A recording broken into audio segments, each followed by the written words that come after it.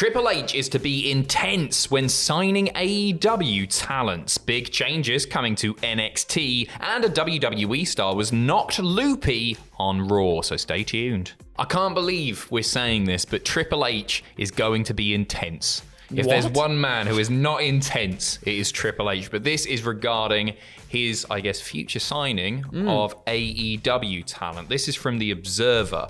And Dave writes, Levesque will clearly be intense in bidding for top AEW talent when their deals expire. Conversely, Tony Khan would be the same. The top talent will benefit from this. So grand, they're going to get bigger paydays because of it, better contracts.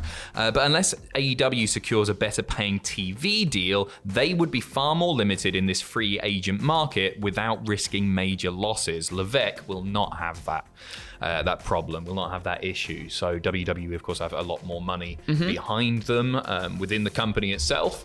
And Triple H is expected to be going after some of those big names when those deals expire. Which makes sense, I think, as well, because a lot of those big names have been the ones that have come from NXT. You know, obviously something that Triple H oversaw when he was doing such a thing before, you know, stepping away for a little while.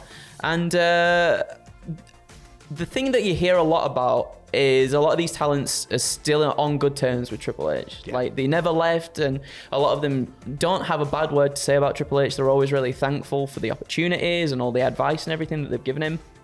And this has got to be something that Tony Khan realizes now as well, that when these deals come up, there's going to be a lot of sort of push and pull from both sides trying to obtain these huge stars, because a lot of these were already big stars in NXT. NXT, I think, established them a lot more. And then going over to AEW, that's only happened again. So now I think there is going to be somewhat of a bidding war when people's contracts finally do start to expire. For sure. It's a totally different landscape. And as you say, so many of the names in AEW have a great relationship with Triple H. I remember reading reports that like NXT stars were so upset when they went to the main roster. It really did appear that the problem was with Vince rather than Triple H himself. So that's got to be a pretty alluring prospect.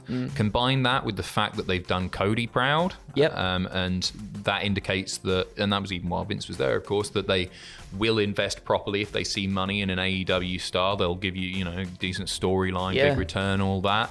And now Triple H there as well. I think it's going to be very interesting when those big deals do start to expire.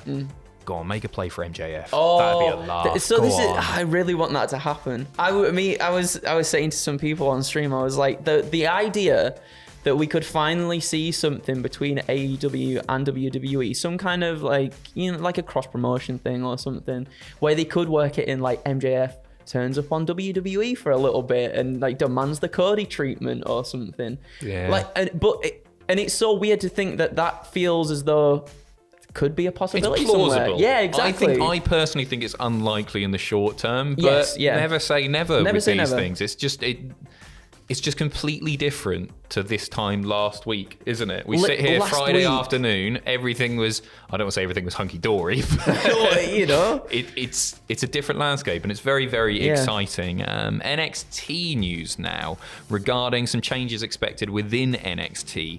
Once again from The Observer, in NXT, the belief was that the product will revert back somewhat to Levesque's previous vision of it.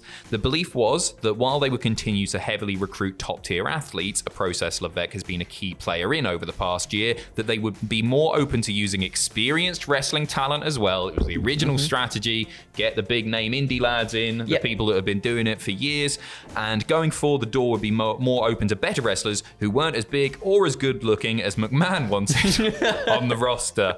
Don't expect NXT to be the format of WWE though. Levesque himself over the years has said that the NXT brand was catering to a specific audience and that the WWE major brands are different, with the idea of catering to a wider audience, and that makes perfect sense as well. NXT had its place as a sort of heavily work rate based promotion, really good in ring stuff, still characters there, and now NXT 2.0 is completely different. You've got less experienced wrestlers, bigger characters for sure, but I sort of feel like it's a brand that's missing something. It's missing its identity at the moment. It's a bit all over the place for me. Yeah, I think you're right in that it's all over the place, and I guess that's because there's so many characters that are just all in, if you know what I mean. They've like full on gone for these gimmicks, and almost it feels a little bit messy because there is so much, and you cut from one thing to the next. It's very fast paced, and sometimes that's a good thing in wrestling. Fast paced, good thing in wrestling.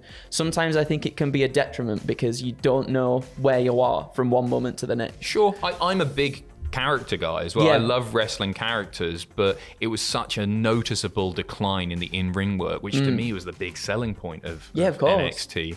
And I'm a bit of a hypocrite here as well, because I've said before that, hey, I've seen plenty of really great wrestling matches. I don't want to see that anymore. And I want more characters. And now they've given us that, and I'm whinging again. But it's still missing something for me. I just miss the NXT of old. I think it's because maybe that's it. It's because NXT was already a thing, and then they just totally changed it, and it did lose its identity for me. Good news on the storytelling front within WWE. This is exciting as well. More long-term storytelling expected in WWE. It's one of the bigger criticisms of WWE over the last many years that. The long-term storytelling really isn't there. It's not really there. It's chopping and changing all the time. Things don't make sense. They forget about things that happen, or don't reference things that happen 2 weeks ago, let alone 2-3 months ago, let alone 2-3 years ago. But regarding what changes are expected to take place, what is expected is more long-term storylines, more investment in younger talent, and much less 50-50 booking. Go on, my son. The belief was that Triple H was more of a proponent of women's wrestling than McMahon, as shown by the changing of how women were taught to wrestle and the new style being implemented in NXT and getting over there before being brought to the main roster. It's just good news all around that, isn't it? Huge news all around, and especially I think for the women on the main roster too, because those rosters just seem to be dwindling at the moment, especially on Raw, I think, too. Like, we get these mixed tag matches, so like just people being thrown together and nothing consistent really comes from it. Hopefully, as me and Ross spoke about on a previous news video, hopefully we managed to get Sasha Banks and Naomi back in the mix too. Like, there's a lot of really promising things, I think, for a lot of talent. Say like Shayna Baszler too, someone who Triple H had a lot of stock in as well. Like, I really hope we finally get to see these people live up to their potential and what maybe they were somewhat promised when they came to the main roster and then just had taken away from them, and just a click, like gone. I thought Shayna was going to be a massive deal when she got called up. She was just pushed done bits to be and pieces one. here. Yeah, she was. And then it just I did all like of a sudden the vampire stuff though. That was awesome. It was the best. We are finishing off with some news regarding Montez Ford, who was, and this is a medical term from Dave here, knocked loopy on WWE Raw. You've watched this match back. I watched it and I didn't really notice it. I noticed that, it was a bit short. I didn't realize how serious this may have been. So basically, we got the 6-man tag. It was the Bloodline versus Riddle and the Street Profits. And at one point, it's Roman and Tez in the ring. Roman just hits him with like a Uranagi, gets him up, but throws him into the corner, in the tag corner. But like full on force hits the face. Hits the turnbuckle in such a way that when he gets up, you can see just the bridge of his nose is just bleeding, just absolutely starting to trickle down. And just apparently he was knocked loopy, but Tez, being the absolute professional he is, continued on. Like, you could tell he was a little bit like, whoa, this is a bit, what's going on here? But he still like managed to just keep his composure.